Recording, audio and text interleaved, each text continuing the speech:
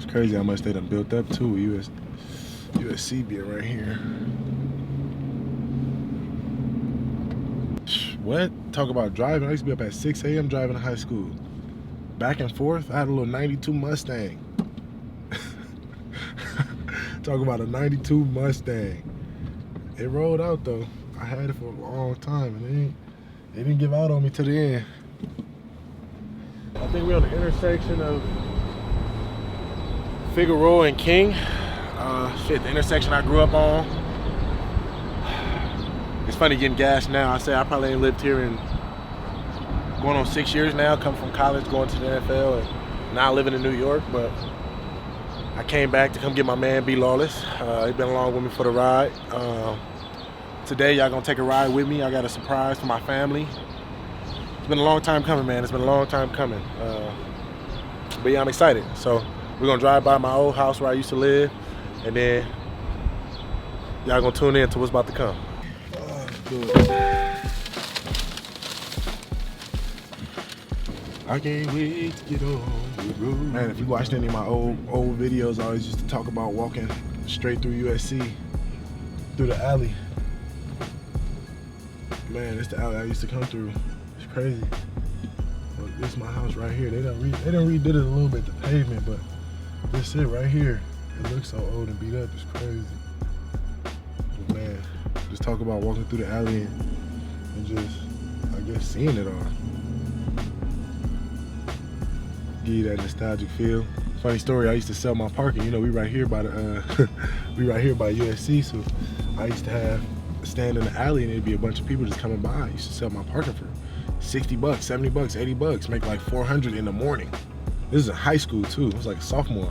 Man, I wouldn't say this wasn't the worst neighborhood, but it wasn't the best. And, you know, I guess like what makes a neighborhood good or bad is, I guess, the resources. We know it's the resources. But yeah, it was a good time. It taught me a lot. You know, now looking back, even this big Honda Center, look at that, wow.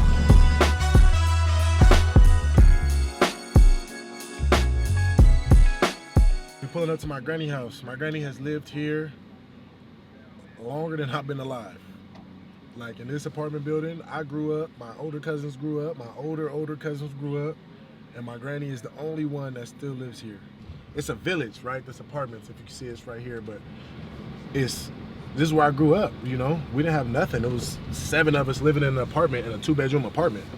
So, you know, just seeing that, being through that, having our parents work 2 jobs and things like that, trying to provide for us, and now, you know, being able to change that. I was so young here. I lived here when I was in kindergarten and 1st grade. So at this time, I wasn't even playing football. So it wasn't even a thought of like making it. You know, that wasn't even a real idea. It was really just surviving. And I think a lot of people that live in these different communities around LA, around, you know, the suburbs, we're gonna go this way, they realize that you don't really get the opportunity to live, right? Everybody's kind of in survival mode because of circumstance. So just being here and looking back at it, it's like, you know, it built character. You know, you used to hear about all the kids playing in the streets, but it used to be a bunch of kids out. I don't know, she's supposed to be here. I'm taking them around. I just can't let P and them. How you doing? I'm alright. Bring it in. How you doing? I mean, yeah, you can get it. It looks exactly like a grandma crib would look. This a favorite chair. I don't know if she had this chair forever. Yeah. Which, if you could imagine, it didn't look like a lot of space in there. So you say it was about 7 of us. My mom, her brother, their kids, their family. Man, say goodbye. Say our farewells. Right there. Yeah, let's go right here. Come on. Oh, man.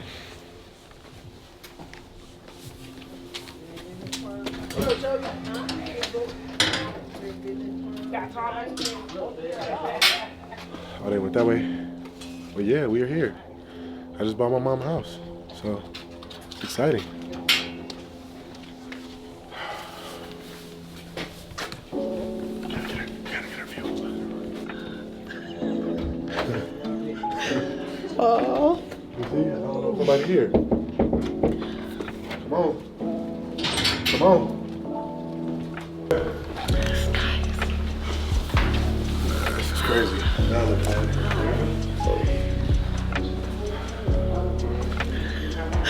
This is nice. So we're gonna get here, man. We're gonna get the step through. I couldn't really explain it. You know, you do all this, you work so hard, you put everything online every day just so you know that your family can be happy. I was talking because, you know, when I was in high school, I had to live with another family, and after that, I went to college. So if you say for 5 years of my life, I never had dinner with my mom. You know, we never sat at a table with my family. We never had a place for all the family to get together for Christmas and for holidays when the time came. So now just being able to provide that it's a blessing. I guess I just want this video to just be an inspiration. Come on, man. Seeing your grandma on the top floor. Definitely practicing. We ain't never had an apartment on the top. Now we got the whole house. I can't believe it. Still, sometimes I'm like, it's a blessing. Like, you know what I mean? And it's just to be able to see him living out his dream. You know, he must own a house. That's crazy. That's crazy. Y'all not gonna see me cry.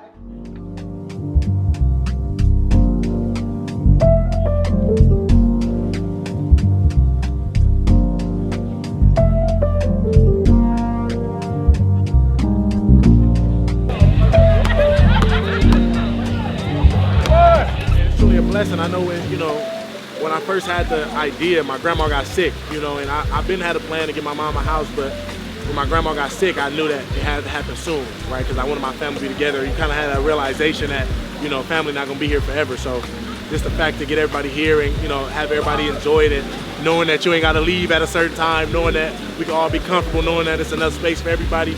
I mean, I was making jokes. This is the first time we had a jumper in the backyard, and, you know, it's all fun, but it's definitely a blessing, man. You know, you work hard for things like this, and God always says you get your blessings to be blessings to other people. So just to see my family here, man, yeah, it's definitely, I couldn't ask for nothing more.